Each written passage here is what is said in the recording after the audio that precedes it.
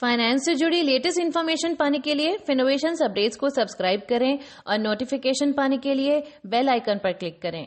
नमस्कार, आज के फिन पॉइंट सेशन में आपका स्वागत है। आज का फर्स्ट अपडेट है फाइनेंशियल ईयर 2020-21 देश की one and only solar glass बनाने वाली कंपनी बोरोसिल रिन्यूएबल्स के लिए शानदार रहा है। पिछले साल इस कंपनी के स्टॉक्स में 600% से ज्यादा की तेजी आई है। सिर्फ दिसंबर 2020 में ही कंपनी के शेयर प्राइस में 140% का तेज उछाल देखने को मिला। स्मॉल कैप स्टॉक होने के बाद भी इसने अपने इन्वेस्टर्स को बड़ा प्रॉफिट दिया है।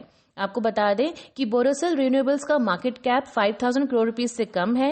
कंपनी ने रिसेंटली क्वालिफाइड इंस्टीट्यूशनल प्लेसमेंट के जरिए 200 करोड़ रुपीस कलेक्ट किए हैं। नेक्स्ट अपडेट है, भारत में कोविड वैक्सीन को अप्रूवल मिल गया है। कोरोना वायरस की 2 वैक्सीन को देश में इमरजेंसी यूज की परमिशन मिली है। इसी के साथ देश में जल्द ही वैक्सीनेशन कैंपेन का रास्ता साफ हो गया है।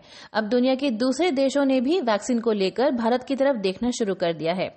ताजा मामला कजाकिस्तान का है, जहां कजाकिस्तान के भारतीय राजदूत ने कहा है कि कजाकिस्तान भारत से वैक्सीन की बात कर सकता है और दोनों देशों से अप्रूवल के बाद वैक्सीन का ऑर्डर दिया जा सकता है। नेक्स्ट अपडेट है, पंजाब और हरियाणा हाई कोर्ट ने मंगलवार को पंजाब और सेंट्रल गवर्नमेंट से जियो के मोबाइल टावर्स और टेलीकॉम डिवाइसेस को नुकसान पहुंचाने के मामले में 8 फरवरी तक जवाब मांगा है। कोर्ट ने रिलायंस जियो की पिटीशन पर नोटिस जारी किया है, जिसमें उसने सितंबर में लागू 3 एग्रीकल्चरल लॉज के अगेंस्ट प्रोटेस्ट के बीच पंजाब में उसके मोबाइल टावर्स और दूसरी प्रॉपर्टीज को नुकसान पहुंचाने वालों के अगेंस्ट कार्रवाई की डिमांड की है। जियो की पिटीशन में कहा गया है कि कंपनी के 1500 टेलीकॉम टावर्स को पंजाब में काफी नुकसान पहुंचाया गया है और टावर्स ने काम करना बंद कर दिया है। पंजाब में जियो के 14 मिलियन सब्सक्राइबर्स हैं। साथ ही कंपनी ने अपने बिजनेस राइवल्स पर किसानों के विरोध प्रदर्शन का फायदा उठाने का भी आरोप लगाया है। नेक्स्ट अपडेट है, कोविड-19 महामारी ने Indian businesses, specially small and medium enterprises और स्टार्टअप्स पर बुरा असर डाला है। 2020 में कोरोना वायरस महामारी की वजह से सभी सेक्टर्स को बड़ा लॉस हुआ है। स्टार्टअप्स की बात करें तो 2020 में नए टेक स्टार्टअप्स में 44% से भी ज्यादा की गिरावट आई है।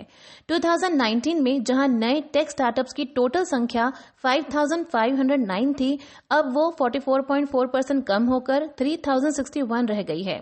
2020 में टेक स्टार्टअप्स ने टोटल इक्विटी फंडिंग के जरिए 30.9% कम अमाउंट कलेक्ट किया और $11.4 बिलियन पर आ गया। वहीं 2019 में टेक स्टार्टअप्स द्वारा इक्विटी फंडिंग के जरिए $16.5 बिलियन कलेक्ट किए गए थे। नेक्स्ट अपडेट है, फ्यूचर ग्रुप के प्रमोटर्स ने ई कॉमर्स सेक्टर की लीडिंग कंपनी अमेजन को एक लेटर लिखा है, जिसमें कहा गया है कि जब कोविड-19 की वजह से लागू लॉकडाउन के दौरान फ्यूचर ग्रुप पर लोन बढ़ रहा था, तब अमेजन ने उनकी कोई हेल्प नहीं की।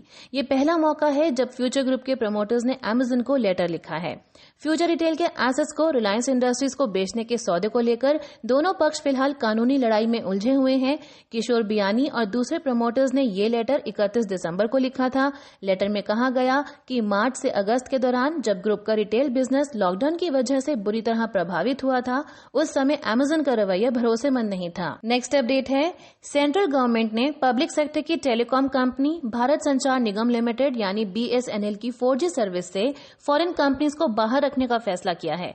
सरकार के इस कदम से टेलीकॉम इक्विपमेंट्स बनाने वाली इंडियन कंपनीज को तो फायदा होगा ही, साथ ही टेलीकॉम सेक्टर में फॉरेन कंपनीज पर डिपेंडेंसी भी खत्म होगी। फॉरेन कंपनीज का इंटरफेरेंस खत्म होने से BSNL की 4G सर्विस देश की सबसे सिक्योर कम्युनिकेशन सर्विस होगी। इस तरह BSNL देश की पहली कंपनी बन गई है जिसने अपने कोर सिस्टम में सिर्फ इंडियन कंपनीज को ही काम करने की परमिशन देने का फैसला किया है। नेक्स्ट अपडेट है, सेंट्रल विस्टा प्रोजेक्ट मामले में सुप्रीम कोर्ट से सेंट्रल गवर्नमेंट को बड़ी राहत मिली है। सुप्रीम कोर्ट ने सेंट्रल विस्टा प्रोजेक्ट को अप्रूवल दे दिया है। सुप्रीम कोर्ट के इस फैसले के बाद नए संसद भवन बनाने का रास्ता साफ हो गया। हालांकि अब इसे हेरिटेज कंजर्वेशन कमेटी से अप्रूवल लेना होगा। आपको बता दें कि लास्ट हियरिंग में सुप्रीम कोर्ट ने नए संसद भवन के शिलान्यास को अप्रूवल दे दिया था। Justice AM Khanwilkar, justice Dinesh Maheshwari और जस्टिस संजीव खन्ना की बेंच ने 2-1 के बहुमत से फैसला सुनाते हुए कहा कि सेंट्रल गवर्नमेंट का ये प्रोजेक्ट DDA एक्ट के तहत सही है। इसी के साथ सुप्रीम कोर्ट ने गवर्नमेंट को पोल्यूशन से निपटने के लिए स्मॉग टावर लगाने का भी आदेश दिया है।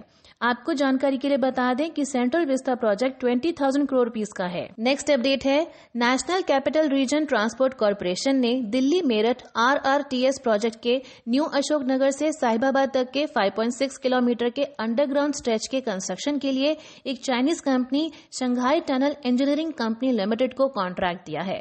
देश की पहली regional rapid rail transit system develop करने वाली कंपनी NCRTC के अकॉर्डिंग प्रिस्क्राइब प्रोसीजर्स और गाइडलाइंस के बाद ही कॉन्ट्रैक्ट दिया गया है। कंपनी के अकॉर्डिंग कई एजेंसीज ने इस प्रोजेक्ट के लिए बोली लगाई थी। इसके लिए कई लेवल्स पर अप्रूवल लेना होता है। इस बोली को भी प्रिस्क्राइब प्रोसीजर्स और गाइडलाइंस के बाद ही अप्रूवल दिया गया है। यहाँ पर हमारा फिन पॉइंट सेशन खत्म होता है। ये वीडियो आपको कैसी लगी हमें कमेंट्स करके बताएं और वीडियो पसंद आई तो लाइक जरूर करें। हमसे जुड़े रहने के लिए थैंक यू।